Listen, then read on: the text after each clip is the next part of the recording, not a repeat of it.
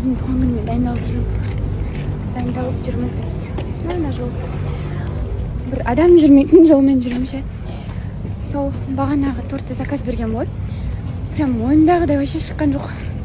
Андағы Пиндододан келген торттар бар ғой, сол сияқты болып тұр. И обратно басқасын заказ бердім.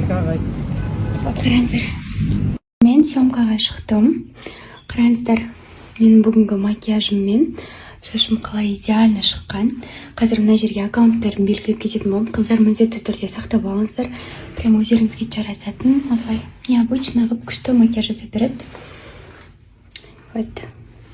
Прям өзімнің ойымдағыдан да күшті шықты.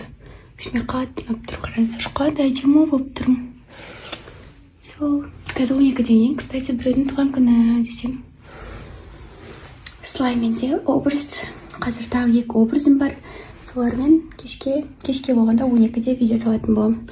Міндетті түрде қолдап, лайк басып, комментарий жазып кетіңіздер. Всем пока.